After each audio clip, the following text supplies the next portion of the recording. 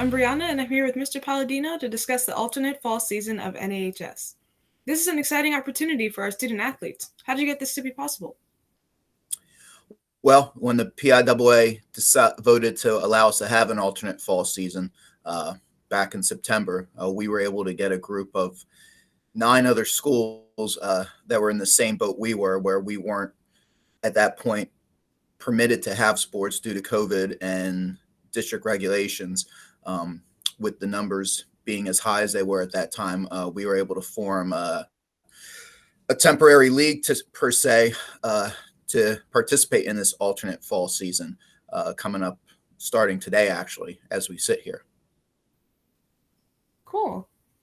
How many schools have agreed on going to games with us? Will they have the same COVID rules as us? Yeah, so we'll all follow the same league protocols when it comes to game day operations. We have 9 other schools. We call it the United 10. Our 10th school is Father Judge, and they are a football-only school. So the 9 other schools will be running all the fall sports that we have to offer. And Father Judge will be that 10th school that we have. They'll run a football-only schedule. Interesting. What are those protocols? The protocols just go over game day operations. Like, do we have locker rooms? Do we not have locker rooms? Things of that sort.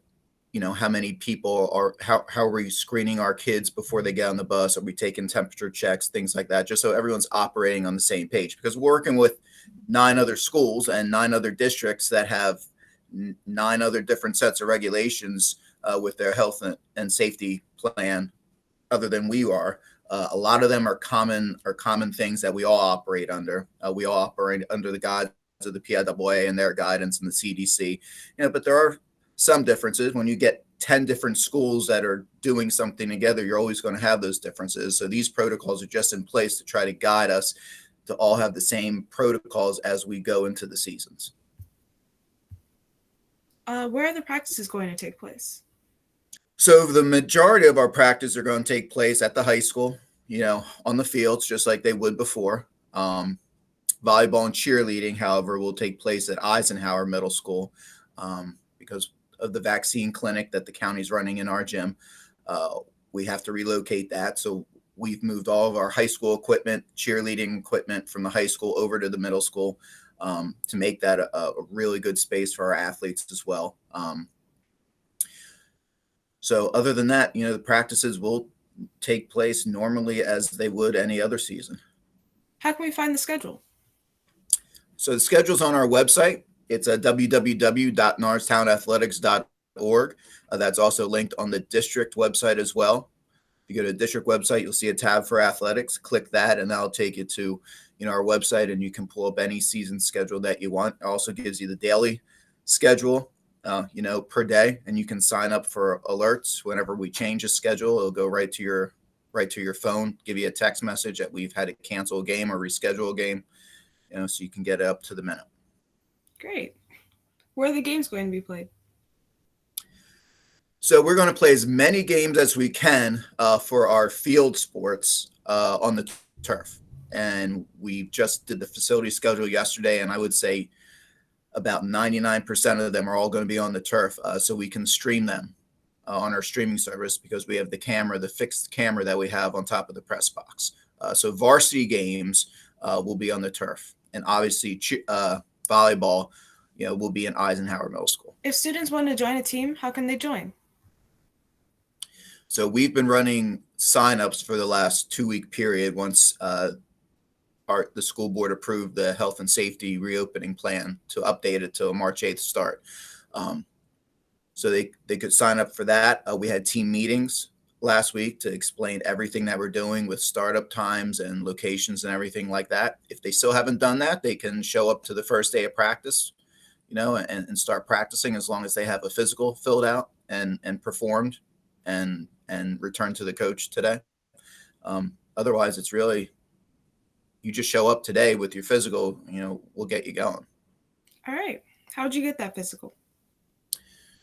So we have a number of ways that we had physicals started. Back in December, we started with partnership with Jeffersonville Internal Medicine for students just to be able to call to make an appointment, go get their physical free of charge, and return their physical to us the first day of practice. So we had a few students that participate in that, and that's still ongoing. You can still do that today. You can still do it into next week.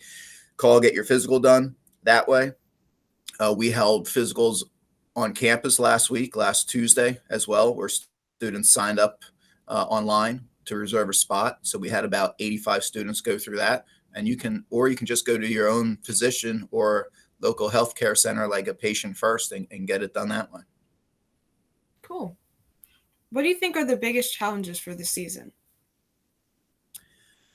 Well, I mean, the biggest challenges are still going to be the challenges that we face this whole year is COVID and just the changing landscape that we deal with on a day in, day out basis. When our students report today, we're going to keep 6 feet social distancing as much as possible. Obviously, when we're practicing and in the action of the game, that's not going to happen. But, we have to keep in mind when we're on the sidelines and not active or waiting for our rides to come pick us up to go home, we have to stay 6 feet apart. Wearing a mask right now, guidelines dictate that we wear a mask when you're active or inactive. So, our athletes are going to have to get used to, as they're running or as they're tackling or as they're, on the tennis court, you're going to have to wear a mask and get used to that mask. So that's going to take some getting used to. And then just the changes, guidelines one day could change the next day, on a snap of a finger. So we have to be prepared to be able to change with those guidelines. And it's exciting because it's been close to a year now that we've pulled our athletes off the field for spring sports, and we haven't been back, since. So this is our first chance to be back, and it's exciting. And I think our students are excited about it. Our staff's definitely excited about it, but there's a responsibility that comes with being those first students that are back on campus for the first time, so we have to live up to that responsibility of doing what we're supposed to be. We'll be telling our athletes today, don't be the reason that we cancel the season. So when you're waiting for your ride, 6 feet apart, wear your mask, do the little things, so we can have a successful season for everyone. What are the precautions on the field during the games? So precautions on the field during the games itself, students and staff and everybody involved, officials, will be wearing their masks. We'll be sanitizing the equipment, such as the game balls, as often as possible and frequently as the play dictates. On the sidelines, remaining that 6 feet apart. When we have bench areas, we'll have spots marked 6 feet apart. So if you're sitting on the bench, you're not sitting right next to someone else. For volleyball, when we have the sideline on the chairs will be 6 feet apart and alternating front and back, forward 2 rows. Just things like that to, again, just the things we do now on a day-to-day basis, social distancing, wearing a mask, we're just transferring that over to the field and the practices. Can students still use the locker rooms? If so, what are the locker room precautions? So locker rooms are going to be on an as-needed basis. So if students need a locker room, they'll ask their coach, and then the coach will come to me and we'll see, what's the need for the locker room. So an example, our football team, we may have some students that need to leave their shoulder pads and helmets here. If they're riding their bike home, it's hard to transport those items on a bike. So we'll have a designated time where they can drop those items off in their locker room, and then we'll be sanitizing those items that are left there. But yet again, we have a 25-person limit in those locker rooms. So we have to monitor the amount of students in there. We have to maintain that 6-foot protocol. Other than that, lockers will be available if needed, but yet again, it has to go through me, through the athletic office, for that permission to be done. And we have to be able to monitor who's in and who's out of that locker room, and it has to be monitored by a coach, and the lockers would have to be assigned because our staff has to sanitize those areas then. We're asking, for the most part, that our students come to practices or the games prepared to play. Locker rooms won't be available for our visiting teams. Likewise, when we go to another place to play a game, we're not going to have access to a locker room. And again, it's all because of COVID restrictions and mitigation and trying to keep everything contained as much as we can. So yet again, it's just that mindset of it's it's different. It's not going to be like it was the last time we played. But we're getting the chance to play, so we have to adjust to those changes as well. Right. When students have a game, will there only be access to students? Will families be able to join? And is there a limit on how many people can go to a game? Sure. So, according to our health and safety plan, there will be no spectators at any of our home events this year. Yet again, that's just for protocols. That's for the safety of our students and our teams and everybody involved. There is a limit based on what the governor updated last week for outdoor venues and indoor venues.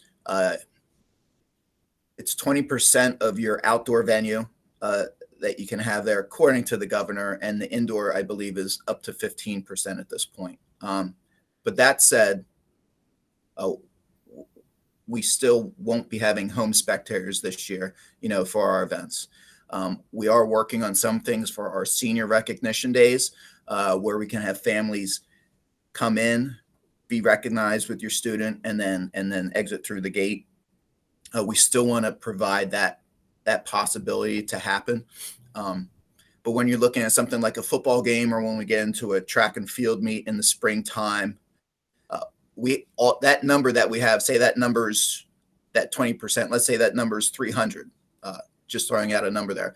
That 300 encompasses students on the field, officials, staff running the games. So as you build up to that number starts to fill up rather quickly. So we just have to make sure we stay under that number. But yeah, for this year, yet again, something different. We're just not going to have home spectators at our games. And that's why we're trying to run as many games on the turf as we can, so our families have the ability to go onto the NFHS network, our streaming network, sign up for a free account, and then anything we do on that turf field will be streamed live and also will be available on demand if they want to watch it later on. If a person on a team gets COVID, does that one person have to quarantine or the whole team? So if someone on the team contracts COVID, the first part is making sure it gets reported. They can report it to the coach, who will report it to me. They can report it directly to me, and then I go along protocols and report it up our chain of command. At that point, contract tracing, will take place.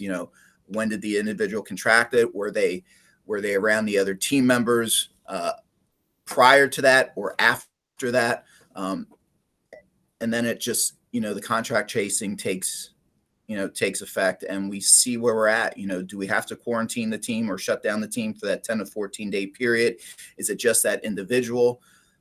Was the last time the individual was with the team a week ago, and it's been noted that they contracted it maybe 2 days ago.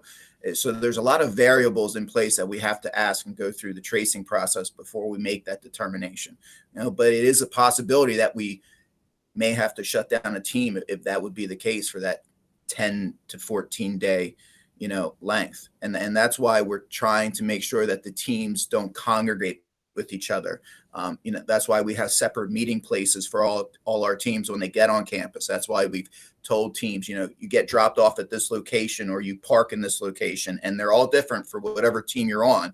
And then when you get picked up, you have your separate pickup locations as well, and not getting with other kids, from other teams. That's a large reason why, we can't provide transportation or activity buses this year, because if we have someone on one team that comes down with COVID, but they were on the bus in close proximity, with someone else, we may have to force a shutdown of two different teams.